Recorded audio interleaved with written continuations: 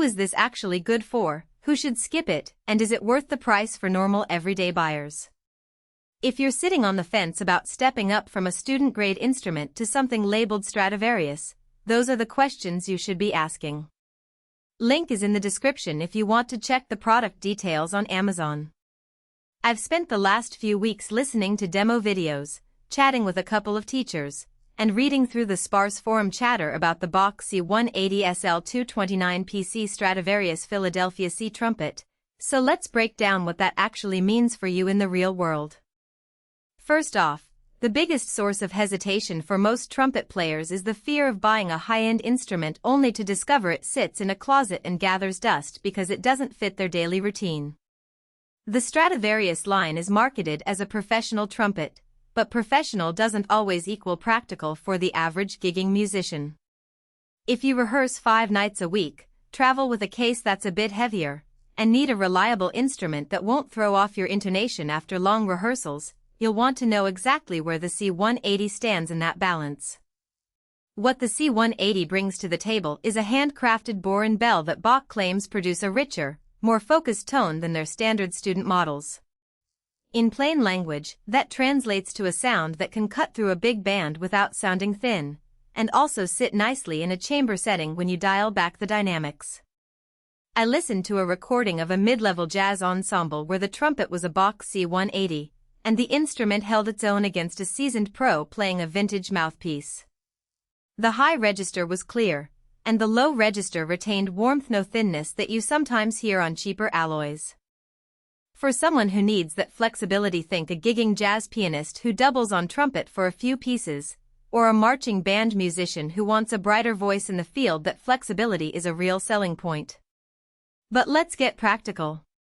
The Stradivarius comes in a case that's more robust than a typical student case, which is good news if you're lugging gear from rehearsal to a venue.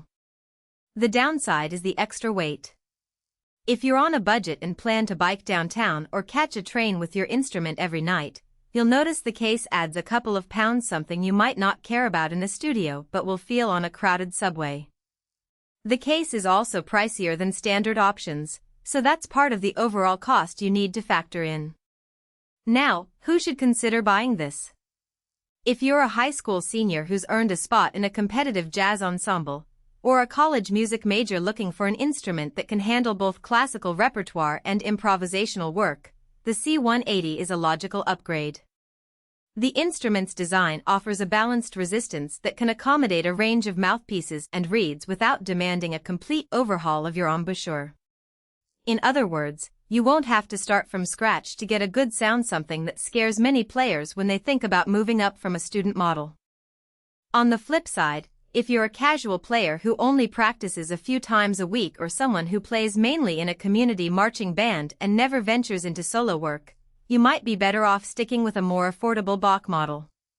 The incremental tonal improvements of the Stradivarius are most noticeable when you're pushing the instrument in demanding settings.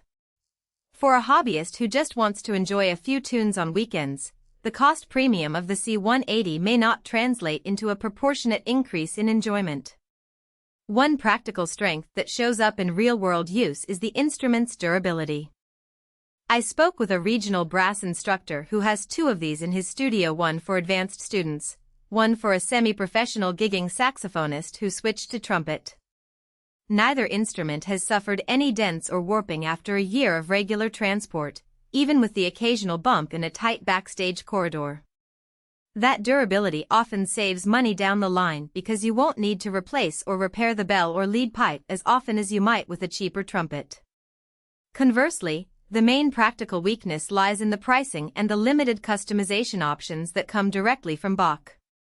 The Stradivarius is a fully assembled instrument, so if you're the type who loves tweaking every component, switching out the lead pipe, adjusting the bell, or experimenting with different finishes, you'll find the C180 less flexible. You can still add aftermarket parts, but you'll be paying extra for what many players consider standard upgrades on a professional level trumpet. That means the value you're getting is really the combination of a solid factory build and a reputable brand name, not a turnkey solution for a custom setup. Another aspect you might not think about until you're actually using the instrument is the learning curve.